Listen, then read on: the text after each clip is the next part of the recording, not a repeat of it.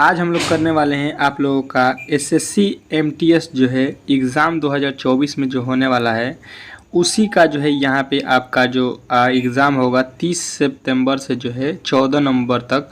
उसी का जो है रीजनिंग का प्रेस्टिक सेट जो है ये आपका पहला है। ठीक है, देखिए आप लोगों को यदि पास होना है तो रीजनिंग के प्रश्नों को और मैथ के प्रश्नों को भले ही आपके जो है नंबर नहीं जोड़े जाएंगे, लेकिन इसमें पास नहीं होइएगा तो मेरिट तो छोड़िए, आपका नाम ही नहीं आएगा। ठीक है, तो मेरिट कैसे बनेगा? ठीक है, तो इसलिए आप लोगों को बहुत ही ज़रूरी है कि आप लोग इसमें पहले क्वालिफाई करें। ठीक है, क्वालिफाई करने के लिए मैथ और जो है रीजनिंग बहुत ही महत्वपूर्ण है। सभी लड़के जो है जीके जीएस और इंग्लिश पर ध्यान दे रहे हैं। अब पता चलेगा कि आप लोग जीके में ही कम नंबर आया तो आप लोग इसमें फेल हो जाइएगा, तो जीके जीएस में कितना भी नंबर आएगा तो आपका कोई भी महत्व नहीं रहेगा। ठीक है, एकदम जैसा प्रश्न पूछे जाते हैं वैसे ही प्रश्नों को मैंने सेलेक्ट किया है। जिस चैप्टर से जो है आपके प्रश्न पूछे जाएंगे रीजनिंग के, उन प्रश्नों को यहाँ पे सेलेक्ट किया गया है। तो प्लीज़ एक बार जो है कमेंट बॉक्स में ज़रूर कमेंट कीजिएगा कि क्या इस क्लास को, जो एसएससी एमटीएस का क्लास है रीजनिंग का, इसको जो है जारी रखा जाए।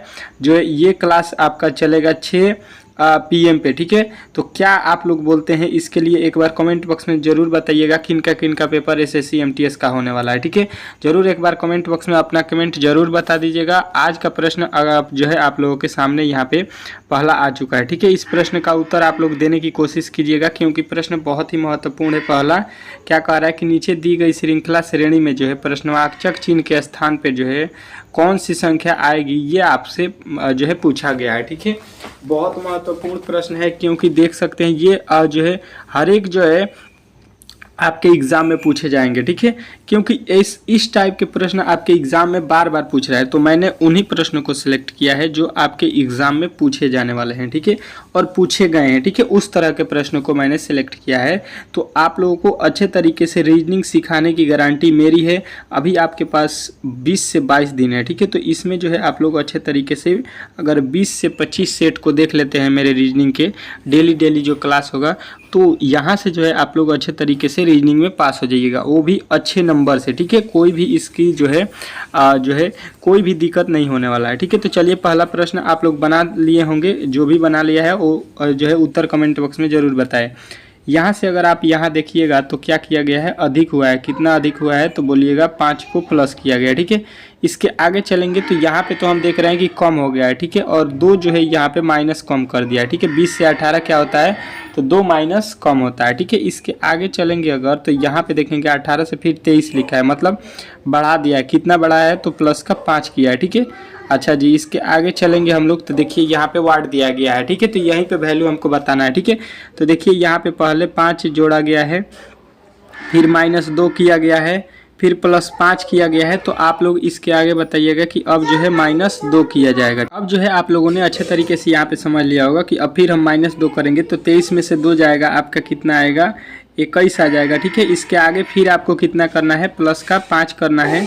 तो देखिए +5 21 में कीजिएगा, आपका हो जाएगा 26, और 26 में जो है फिर आप लोग -2 कीजिएगा तो आपका आ जाएगा 24। यानी इस श्रृंखला में आप लोगों को +5 और -2 इस तरह से इस श्रृंखला को बैठाया गया था। आशा करता हूं कि आप लोगों ने इस प्रश्न को अच्छे तरीके से समझ लिया होगा। ठीक है, और इस तरह के प्रश्न आपके एग्जाम में पूछे जाने वाले हैं। ठीक है, तो आप लोगों को कोशिश करना है कि हर एक प्रश्न को जो है टेस्ट के तौर पे जो है आप लोग बना सके। ठीक है, समझ लीजिए ये आपका पहला टेस्ट है और इसमें जो है आप लोगों को जितने भी प्रश्न मैं कराऊंगा उसका जो है टेस्ट आप लोगों को देना है। ठीक है, हर एक प्रश्न का उत्तर आप लोगों को कमेंट बॉक्स में बताना है। ठीक है, चलिए यहाँ पे जो है आप लोग अच्छे तरीके से दूसरे प्रश्न की ओर चलते हैं। कह रहा है नीचे दिए गए विकल्पों में से जो है संबंधित संख्या को चुनिए। ठीक है, जो संबंधित संख्या है इसी को चुनना है। ठीक है, जिस तरह से इसको यहाँ पे लिखा गया है कि जो है DE को 10 लिखा गया है, तो HI को हम लोग क्या लिखेंगे ये हमको यहाँ पे बताना है। अच्छे तरीके से यहाँ पे आप लोग समझिएगा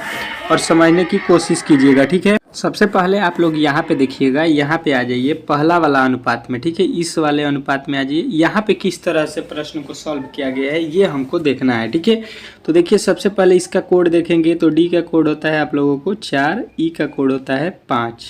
ठीक है, कोई दिक्कत नहीं है। इसके आगे जब हम लोग चलेंगे तो इसके आगे देखिएगा लिखा है 20।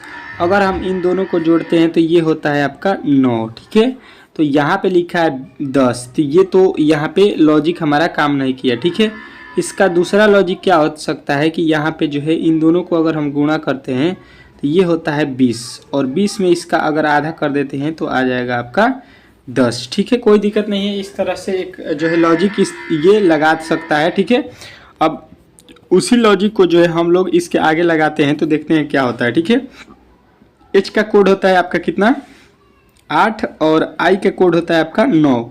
अगर इसका गुणा करते हैं तो 8 9 कितना हो जाएगा आपका 72। ठीक है, और 72 में जब हम 2 से भाग देते हैं तो कितना आता है 36 और 36 आपके किस ऑप्शन में दिया गया है तो ऑप्शन नंबर बी। तो देखिएगा एग्जामिनर जो है इसी तरह के प्रश्नों को सेट करता है जहां से आप लोग फंस सके। ठीक है, तो मैं उन्हीं प्रश्नों को कराता हूं जो एग्जामिनर आपको फंसाने वाला है। ठीक है, तो इस तरह के प्रश्नों को यदि आप जो है पढ़ना चाहते हैं तो ज़रूर एक बार जो है कमेंट बॉक्स में कमेंट कीजिएगा कि इस क्लास को डेली जो है रेगुलर किया जाए या नहीं किया जाए। ठीक है, ज़रूर बताइएगा। जितने भी एसएससी जो है एमटीएस के पेपर देने वाले हैं, ठीक है, उनके पास भी एक बार वीडियो को शेयर कर दीजिएगा। ठीक है, चलिए अगला प्रश्न आपके सामने है। ठीक है, अच्छे तरीके से यहाँ पे देखना है आप लोगों को। तीसरा प्रश्न कह रहा है कि नीचे 4 शब्द दिए गए हैं जिसमें से 3 किसी तरह से संगत हैं और एक जो है असंगत है। असंगत वाले को जो है यहाँ पे चुनना है। ठीक है, असंगत मतलब होता है विषम। ठीक है, विषम आप लोगों को मालूम होगा, विषम विषम शब्द को जो है चुनना है, मतलब जो अलग है। 3 ठो एक जैसा है और एक अलग है। पहला दिया है आपका कंघी, ठीक है, दूसरा दिया है आपका शर्ट, तीसरा दिया है कोट, चौथा दिया है आपको नेक टाई। ठीक है, तो यहाँ पे आप लोगों को 4 ऑप्शन दिया गया है। ठीक है, और चारों में से जो है एक अलग है, भिन्न है, और जो है बाकी 3 जो है एक जैसे हैं। ठीक है, 3 एक जैसे हैं और जो है एक अलग है। तो अलग वाला इसमें कौन है ये हमको जो है कमेंट बॉक्स में आप लोगों को बताना है। ठीक है, कौन कौन देखते हैं इस प्रश्न का उत्तर बता देता है यहाँ पे। तीसरा का कौन कौन प्रश्न का उत्तर बताता है यहाँ पे। तीसरा का जो है उत्तर कमेंट बॉक्स में बताइए। ठीक है, तो देखिए इसको किस प्रकार हल करेंगे। अगर आप देखिएगा शॉर्ट, कोट और नेक टाई, ये क्या है आप लोगों के तीनों इसको जो है हम लोग पहनते हैं। ठीक है, लेकिन कंघी को जो है हम लोग पहनते नहीं है। ठीक है, कंघी ये आपका अलग आप लोगों को दिखाई दे रहा होगा। ठीक है, क्योंकि इसको जो है हम लोग अपने शरीर में पहनने का कार्य करते हैं, ये तीनों वस्तु को। ठीक है, और इससे जो है बाल को हम लोग झाड़ते हैं। ठीक है, तो ये आपका अलग हो जाएगा।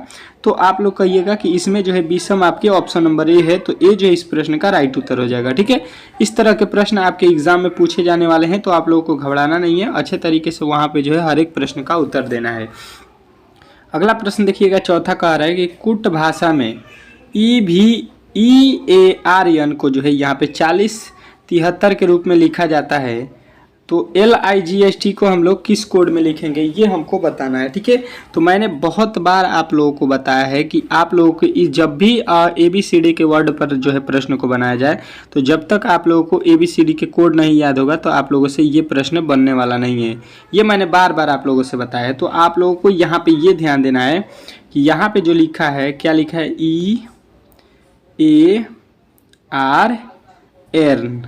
ठीक है, इससे जो है हमको लाना है 4073। ठीक है, किस तरह से, तो सबसे पहले इसका कोड हम लोग लिखते हैं। कितना होता है इसका कोड 5, इसका कोड 1 और इसका कोड होता है 18 और इसका कोड होता है 14। अब आप लोगों ने यहाँ पे अच्छे तरीके से समझ लिया होगा। ठीक है, अब यहाँ पे आप लोग देखिएगा तो यहाँ पे जो लिखा हुआ है, यहाँ पे यही जो है हमको लाना है। इसी से किस तरह से आएगा 4000 जो है 73, ये हमको लाना है। ठीक है, तो एक इसमें लॉजिक अगर हम देखेंगे तो क्या लगा सकते हैं इसमें लॉजिक। इसमें लॉजिक यही हो सकता है कि यहाँ पे जो 5 लिखा है इसमें से हम -1 कर देते हैं। ठीक है, यहाँ पे जो 1 लिखा है 1 से -1 कर देते हैं, और यहाँ पे जो लिखा है 18 में से 1 1 कर, यहाँ पे जो पहला अक्षर लिखा है उसमें 8 से घटा देंगे। यहाँ पे जो 4 लिखा है 4 में से 1 घटा देंगे।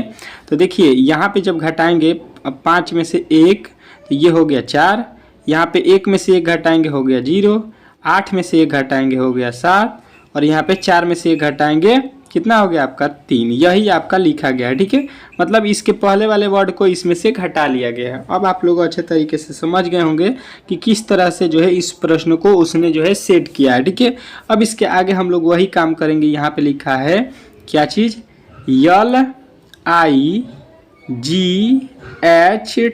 ठीक है, अब इसका कोड कितना होता है, इसका कोड लिख लीजिए 12, और इसका कोड कितना होता है 9, और इसका कोड कितना होता है 7, और इसका कोड होता है 8 और इसका कोड होता है 20। ठीक है, इस तरह से यहाँ पे आप लोगों को देखना है। ठीक है, अब देखिए यहाँ पे करना क्या है, अच्छे तरीके से यहाँ पे समझिएगा और यहाँ पे इस प्रश्न का उत्तर दीजिएगा। ठीक है, 2 में से यहाँ पे 1 घटाइएगा। यहाँ पे क्या करना है, सबसे पहले 2 में से 1 घटा देना है, फिर 9 में से जो है 1 घटा देना है, फिर 7 में से 1 घटा देना है, फिर 8 में से जो है आपको 1 घटा देना है। ठीक है, इस तरह से यहाँ पे आप लोगों को करना है। ठीक है, उसके बाद से देखिएगा यहाँ पे जो जब आइएगा यहाँ पे तो ये देखिए ये है आपका 0 मतलब हो गया 10। ठीक है, तो 10 में से 1 घटाना है यहाँ पे, तो यहाँ पे आपका कितना हो जाएगा, 10 में से समझ लीजिए 1 घटाना है जो 20 है। यहाँ पे आप देखिएगा तो ये जो है 0 को होता है वैल्यू कितना, 0 मतलब होता है 10 कहीं पे भी।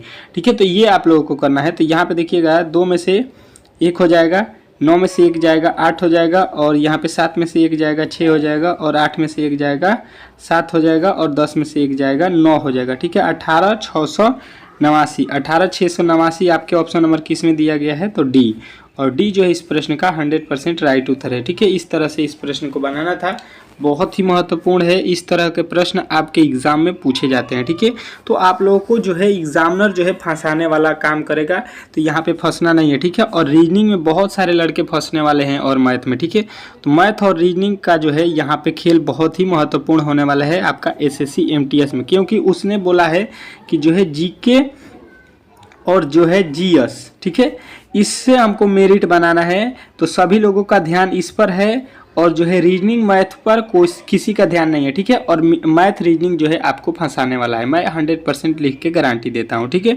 तो आप लोगों को सबसे पहले ध्यान देना है मैथ रीजनिंग पर, उसके बाद से GK GS पर भी ध्यान देना है। ठीक है, मतलब सभी विषयों को अगर आप नहीं पढ़िएगा तो आप लोग फंसने वाले हैं। ठीक है, ये कहने का मतलब है। ठीक है, आप लोगों को अच्छे तरीके से मैं यहाँ पे जो है हर एक चैप्टर का जो है हर एक जो है प्रश्नों को जो है सॉल्व कराऊंगा, वो भी बहुत ही कम समय में। ठीक है, वेन आरेख का जो है चयन करें जो दिए गए वर्गों के बीच का जो है सर्वोच्चतम रूप से जो है दर्शाता है। ठीक है, तो देखिए सबसे पहले लिखा है द्रव, पिज्जा, उसके बाद से दूध, इसके बीच में जो है हमको वेन डायग्राम आपको बताना है। ठीक है, तो देखिए इस तरह के प्रश्न को हम लोग करते क्या है, ये आप लोगों को सबसे पहले समझना होगा, क्योंकि इस टाइप के प्रश्न आपके जो है 100% है कि एक प्रश्न आपके एग्जाम में पूछेगा ही पूछेगा। ठीक है, तो इसका जो है लॉजिक इसमें देखते हैं कि कौन कौन लॉजिक बन सकता है। तो देखिए दूध और द्रव में आप लोगों को लॉजिक समझ में आया होगा कि देखिए जितने भी आपके लिक्विड होते हैं, द्रव होते हैं, उसमें आपके जो भी मतलब गीले पदार्थ होते हैं वो आ जाते हैं। तो ये हो गया आपका द्रव,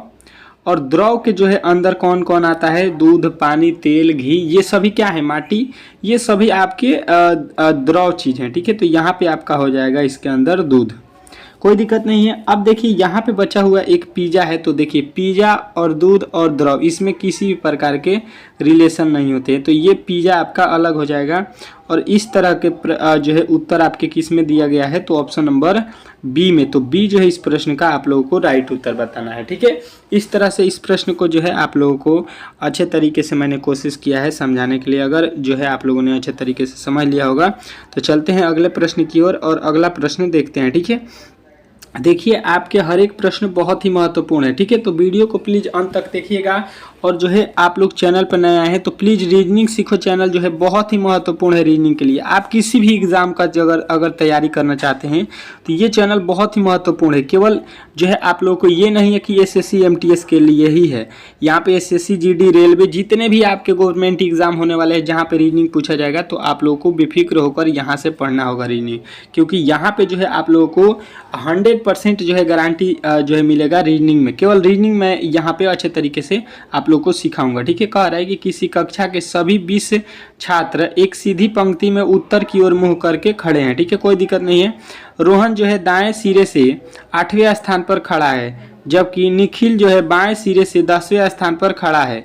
रोहन और निखिल के बीच कितने छात्र खड़े हैं ये हमको बताना है। ठीक है, तो देखिए सबसे पहले कि पंक्ति में कितने लड़के खड़े हैं, तो 20 लड़के खड़े हैं। ठीक है, और देखिए एक दाहिने से और एक जो है बाएं से, जब भी इस तरह के आपसे पूछा जाए कि एक बाएं से लड़का खड़ा है एक दाहिने से, तो करना क्या होता है इसमें कि टोटल वैल्यू आप लोगों को लिख लेना है और दाहिने और बाएं वाले को जोड़कर घटा देना है। ठीक है, दाहिने साइड वाला और बाएं साइड वाला जोड़कर घटा देना है। तो यहाँ पे हो जाएगा 20, और 20 में से यहाँ पे जोड़िएगा तो ये हो जाएगा आपका 10 और 8 18, घटाएंगे तो इसके बीच में कितने लड़के हो जाएंगे 2।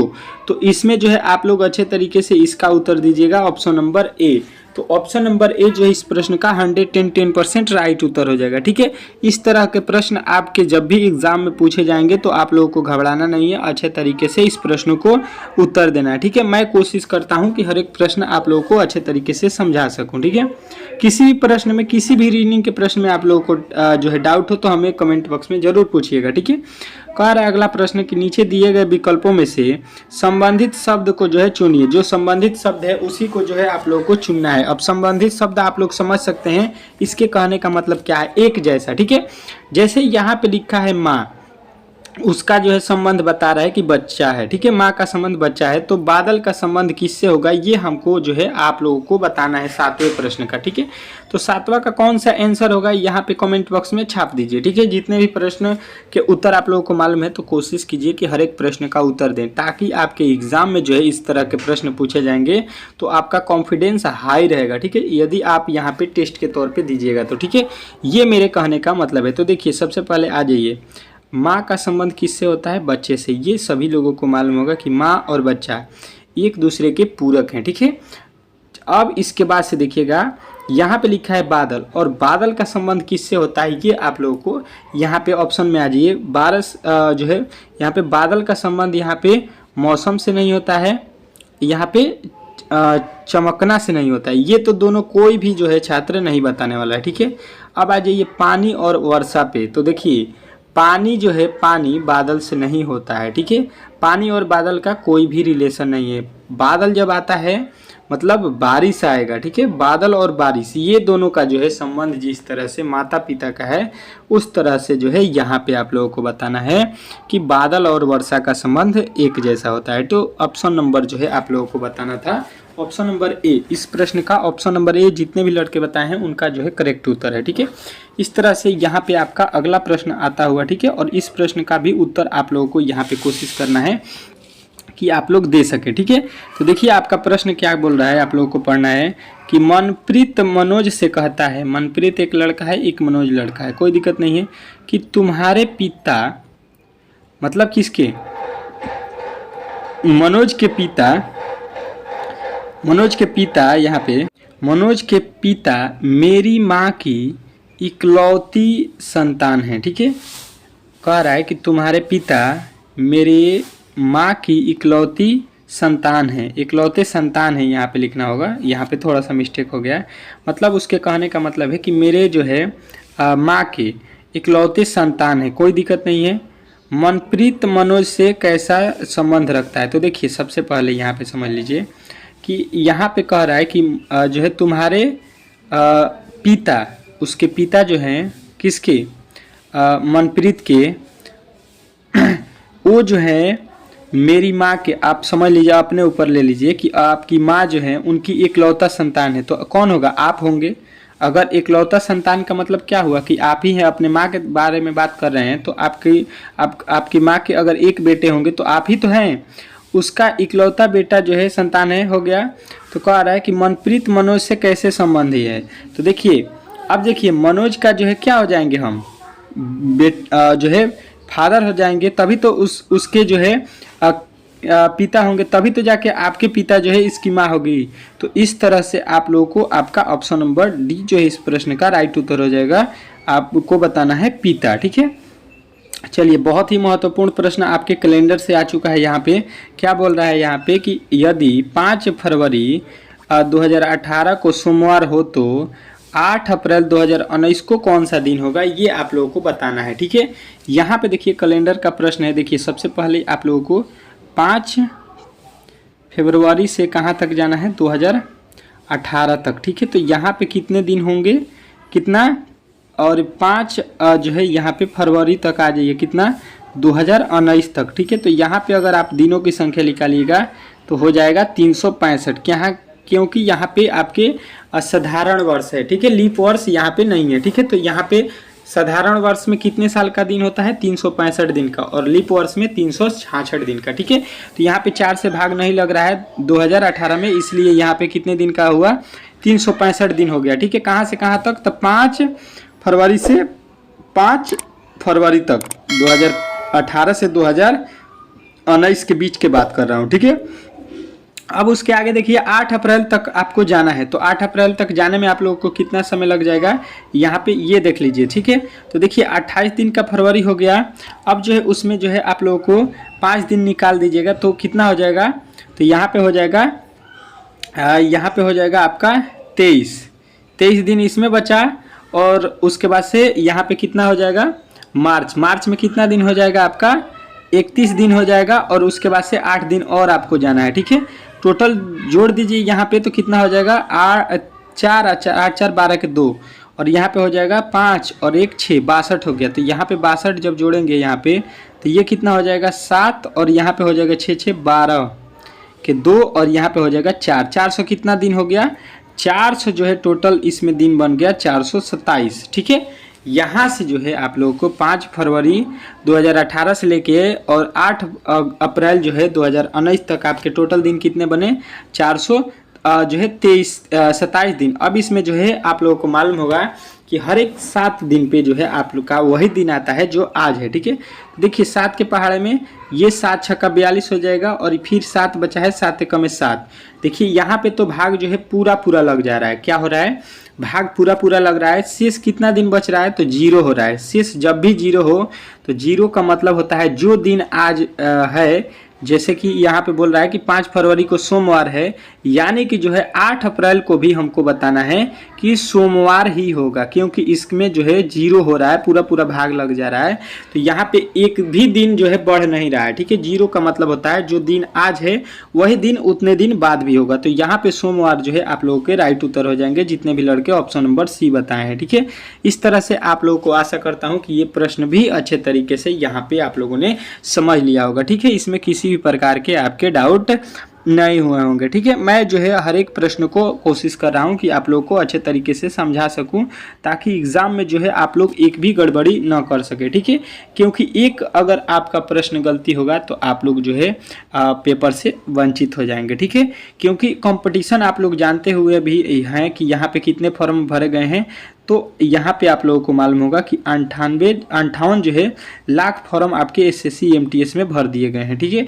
तो आप लोगों को यहाँ पे पता हो गया होगा कि कितना जो है कंपटीशन आपके जो है एग्जाम में होने वाला है, ठीक है। तो इसमें तो आप लोग अच्छे तरीके से जानते होंगे, ठीक है। तो मैथ रीजनिंग पे विशेष करके ध्यान दीजिए, नहीं तो आप लोग जो है गड़बड़ हो जाएगा, ठीक है। देखिए यहाँ पे लिखा है 72 गुणे 19 इजकल टू 23। अब ये किस तरह से हुआ है ये हमको पहले पता करना पड़ेगा, ठीक है। अगर इन दोनों में गुणा करेंगे तो 23 थोड़ी ना होता है, ये तो काफ़ी ज़्यादा हो जाएगा, जबकि लिखा गया है 23। तो यही लॉजिक हमको यहाँ पे पकड़ना है कि ये क्यों 23 लिखा है, किस लॉजिक से 23 लिखा है। गुणा भाग जोड़ घटाव कोई भी तरीका से अगर हम कर देखेंगे तो देखिए 7 और 2 जोड़ेंगे तो ये हो जाएगा 9, 9 एक जोड़ेंगे तो 10 हो जाएगा, 10 और 9 जोड़ देते हैं तो यहाँ पे हो जाता है 19, यानी ये लॉजिक भी आपका गलत हो गया, ठीक है। अब देखिए इसमें दूसरा लॉजिक क्या हो सकता है, इसको हम लोग लगाते हैं तो देखते हैं कि 23 हो रहा है कि नहीं। अगर जो है 7 में 2 से गुणा करते हैं, उसके बाद से 9 में गुणा करते हैं और इन दोनों को जोड़ते हैं, यहाँ पे गुणा नहीं, यहाँ पे गुणे की जगह पे इन दोनों को, इसका गुणा अंकों का, इसका अंकों का गुणा करके जोड़ देते हैं, तो 7 7 14 हो गया, प्लस यहाँ पे जो हम गुणा कर रहे हैं यहाँ पे किसने में 1 और 9 में, तो 9 हो जाएगा, 9 और 14, 9 14 कितना हो गया 23, यानी कि यहाँ पे अंकों के जो है गुणा करके जोड़ दिया है, ठीक है। अच्छा जी, वही काम इसमें चेक करते हैं कि किया है कि नहीं।